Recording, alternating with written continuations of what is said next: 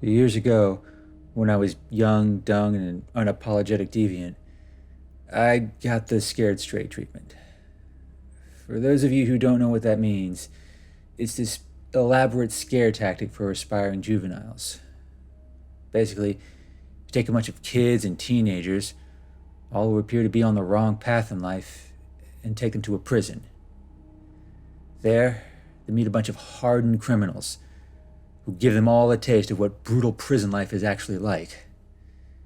Usually a lot of yelling, a lot of threats, and plenty of fear based lessons. The idea is to scare these kids so much that they'll straighten up, obey the rules, and opt for a less criminal future. Now, for most kids, it really doesn't work. All it does is give them even more incentive not to get caught. But, for whatever reason, it worked for me. It might have worked a bit too well, even. It's a major reason why I'm sharing this. Because if the powers that be knew I was putting this out there, well, let's just say I'd have a lot more to fear than prison. Now, I already know that fear better than most because I've worked in prisons for most of my life. I know that's ironic for a guy like me. There's a reason I needed the scared straight treatment in the first place. I admit, I was not a good kid, or a good adult for that matter. I was pretty awful to say the least. I will list all the crimes I committed and all the rules I broke. All you need to know is that the local sheriff was on a first name basis with my mom. But, as bad as I was, I did turn my life around. I eventually got my act together, and after getting a taste of prison life, I made it a point to never be on the wrong side of the law. So, I joined the military. I served overseas. I never saw combat, but I encountered some pretty tense situations. I also did cross paths with some pretty sick individuals, the kind who belonged in prison, shut off from the rest of society. That experience, along with my juvenile background, helped me ease into my post-military career as a prison guard. Now trust me, that was not my first choice, but between my criminal record and my limited skills as a discharged soldier, my options were limited. Plus, this one particular private prison offered to pay me handsomely for my services. They even paid for me to move across the country and set up shop in a new home, something I needed to do anyway, mostly to just distance myself from my old life. But it's here where I encountered something truly terrifying, something that scared me more than any prison ever could. Now, I have to be careful with my descriptions here, and not just because I had to sign a long list of NDAs before I started working there. I don't even want to give the name of the prison, but trust me, you wouldn't give it a second look if you drove past it. From the outside, it looks exactly like you'd expect. Big walls, heavy gates, plenty of armed guards. That's pretty much it. And that's really all I saw for my first few years of working there. Given my military background, I specialized in moving and guarding dangerous inmates. Think killers, murderers, and your overly violent types. Won't say I was a natural at that role, but I admit it did fit my skill sets. And honestly, it was often sobering, looking into the eyes of these deranged, violent criminals. I remember that look well. I used to see it in my own eyes. But most of these people, they were not the kind you could rehab. They were violent, unapologetic psychopaths. And most of them were aware of that. Some even joked about it. For me, I just kept my head down and did my job, always being ready in case I ever had to fight them. That had always been my greatest fear, having to subdue someone who wouldn't hesitate to kill me with their bare hands. Now, thankfully, I never had to, but the reason for that, well, that's where things get tricky, and more than a little disturbing. You see, this particular prison was no ordinary prison, and not just because it was privately owned. Officially, it was part penitentiary and part research facility. The penitentiary part was by far the most visible. That was the part with the cells, the workyards, and the prisoners, and that section made up 80% of the facility. And it was one where most worked at, myself included. But then there was the research area, as they called it. That part was located behind a whole host of heavy doors and restricted areas. Most people never went there. Even the janitorial staff didn't know what went behind those doors. But every now and then, a prisoner would be transferred there. Usually one who kept breaking rules or posed a threat to others. And regardless of the reason, that prisoner would never be heard from again. Most just assumed they went to solitary confinement. A few even speculated that they were outright killed. But officially, they remained alive so the prison could still be reimbursed. And honestly, I thought that was entirely possible. I know as well as anyone that private prisons aren't known for their ethical conduct. But then, one day, I had the opportunity to learn the truth. And in hindsight, I really, really wish I hadn't. It actually started with a promotion. I'd worked at that place long enough, earned the trust and confidence of everyone there, and became a deputy warden. But don't get the wrong idea. I didn't get it because my bosses liked me. There just happened to be a growing need for more experienced guards. We'd also gotten a major influx of dangerous cartel types from across the border. The kind so ruthless and violent that even federal prisons had a hard time dealing with them. We tried putting them with the general population, but that proved to be a disaster. Fights, beatings, and even murders spiked. And when 2 guards ended up hospitalized, the powers that be made a critical decision. More and more, these dangerous inmates would be sent to the research area. And I was tasked with helping with the logistics. And that gave me my first glimpse of what went on back there. This place from which I'd never seen a prisoner return. Security was so tight that other senior guards made us wear masks. That way we didn't know who else was with us. It was uncomfortable, but trust me, it was much, much worse for the prisoners. Initially, the research area didn't look like much.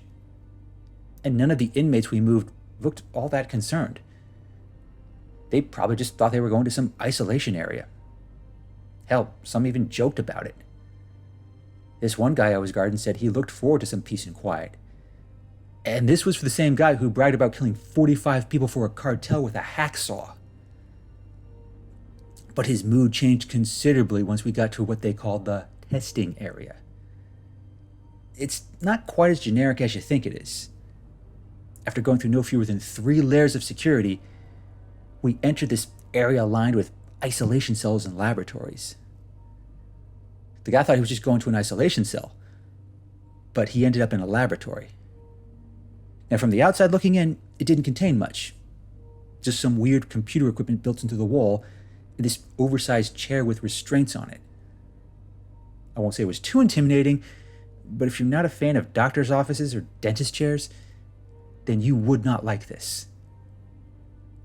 Now, the prisoner we were escorting must not have been a fan of either, because he immediately started resisting.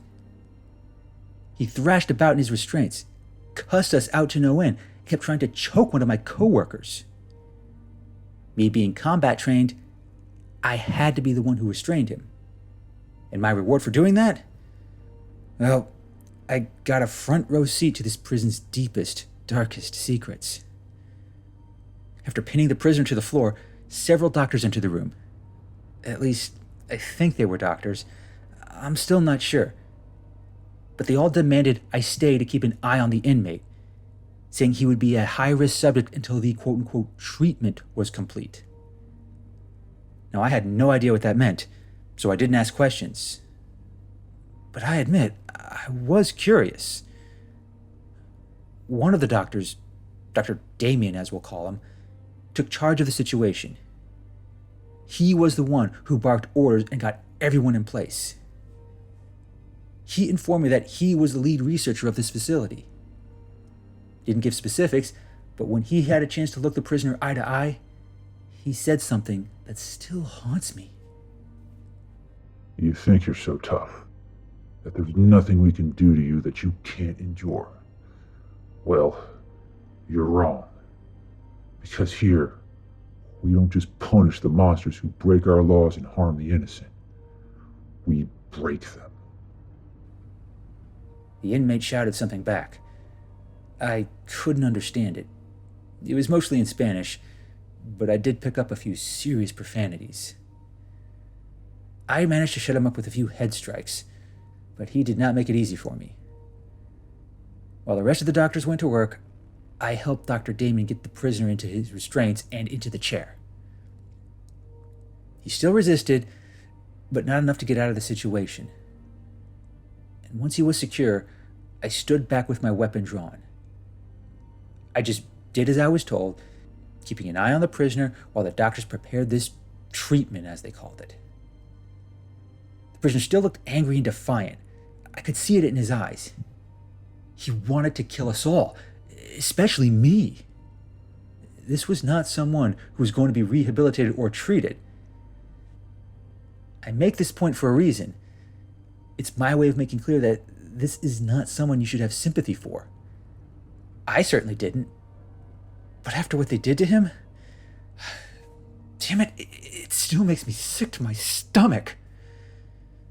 First, the other doctors turned on all these computer systems that were built into the walls. They looked like servers, but unlike any I had ever seen before. Then Dr. Damien opened up this compartment next to the chair and took out this bulky VR headset. Now, I'm not too tech savvy. I don't pretend to know much about virtual reality, VR, or any of that stuff. But this thing, it didn't look like something you'd find at a high-end electronics store. It had all these thick, heavy wires going into it, all of which led back to the computers. It also had this extra restraint, which had what I think were electrodes. I'm still not sure. I just know this wasn't the kind of VR you'd use to play video games. When the inmate saw it, he finally started to squirm a bit. Even a hardened killer knew when something was very wrong with the situation. And before Dr. Damien put those goggles on his head, I saw it. That unmistakable twinge of fear. To see it in an ordinary person is one thing, but to see it in a hardened killer, that's a special kind of fear. He tried cussing us out again, but one of the doctors forced a mouth guard into him, which muffled his voice. He still tried to yell through it, but nothing came out. He just kept thrashing and thrashing, trying to shake off the restraints and the headset. But Dr. Damien paid him no mind. Neither did any of the other doctors present. They just went about as though this were just another day at the office. And while the rest of the doctors said nothing before leaving the room, Dr. Damien stayed behind. That's when he said something else that I'm sure terrified this hardened criminal. Enjoy your last few moments of defiance. As there is no sentence or restitution you could possibly pay for your crimes, your punishment must go beyond confinement. And since no one truly knows what lies after death, we're left with too much uncertainty. Monsters like you should go to hell.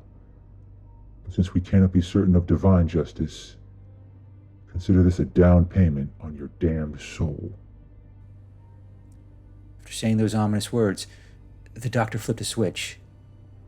He then entered these commands on a keyboard and loaded some sort of program. And then the VR headset lit up.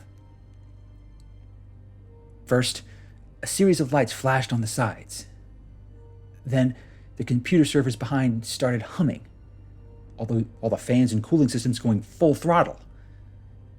Finally, this big LED light in the front of the headset switched from green to red.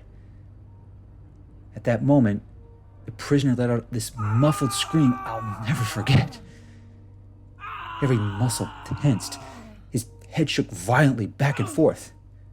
I swear he almost bit through the mouthguard. Muffled or not, he was yelling out in pain. Horrible, indescribable pain. No one was touching him, and there wasn't a single mark on his body. But I swear, it was like you just dumped him in a vat of acid or something. I almost threw up in my mask.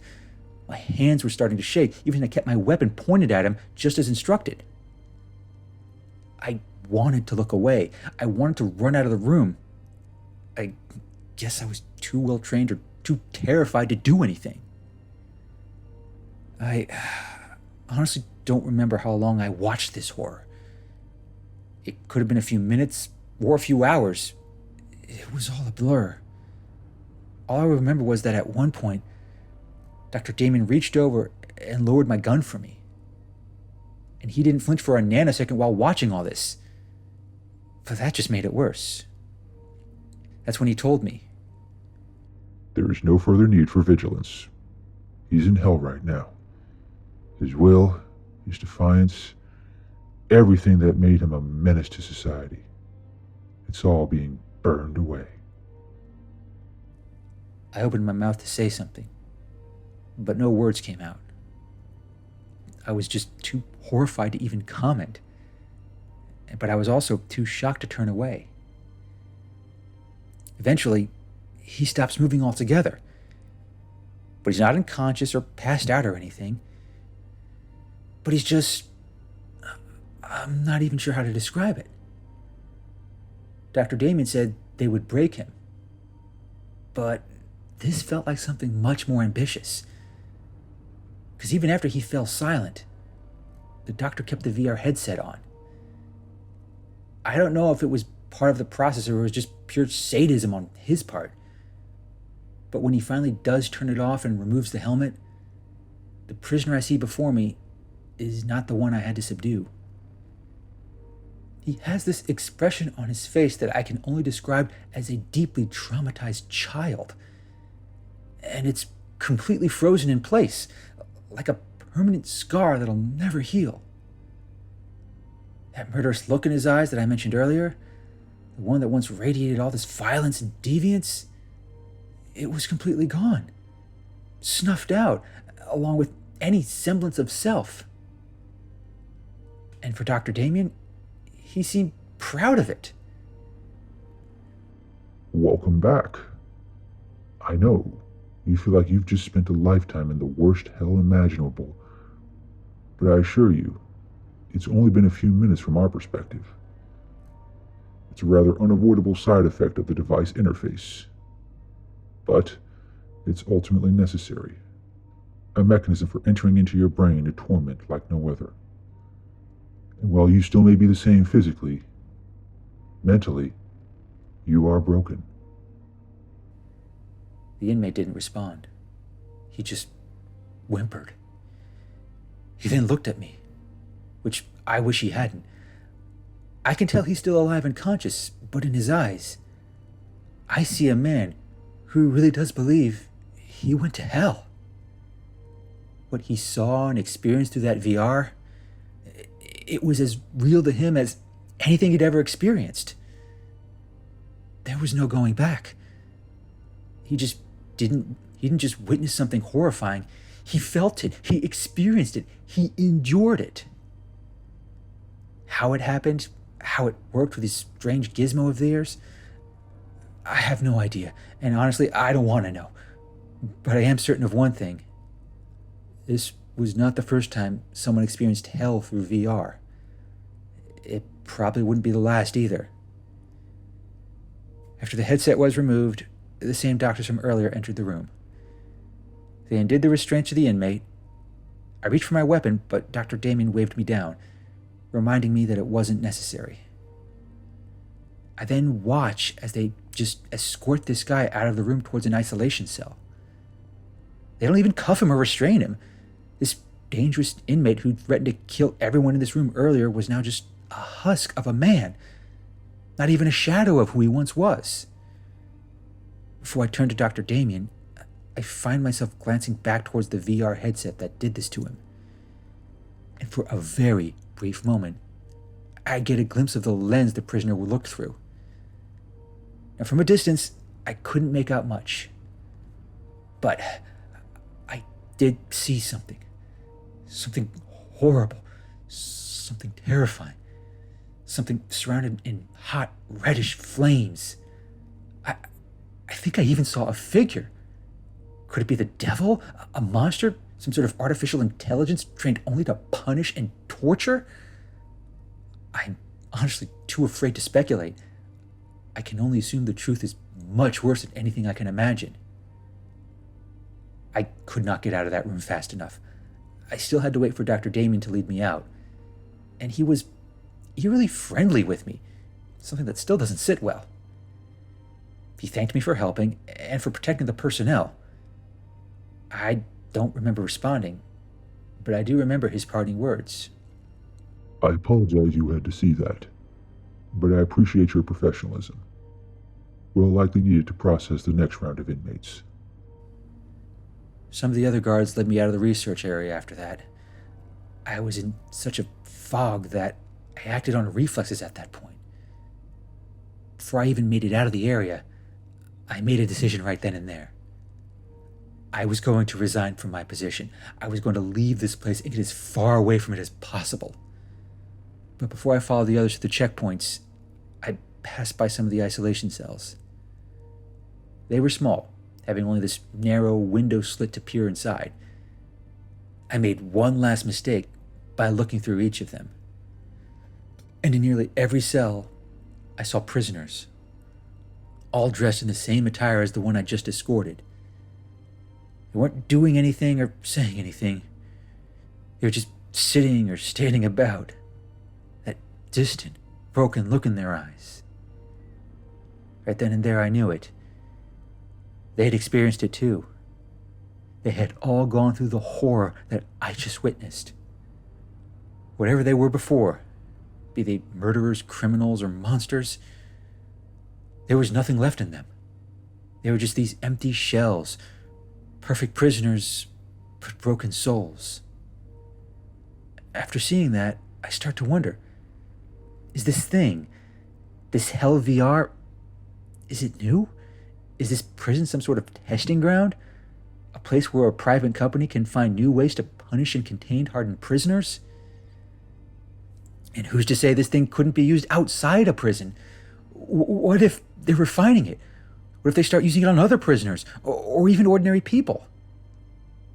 If it rendered them so broken and easily controlled, I don't even want to think about how that can be abused. The possibilities and implications are truly horrifying. I don't know what it means for prisoners, prisons, and everyone else. All I know is this. Hell is real. And it's real because we created it.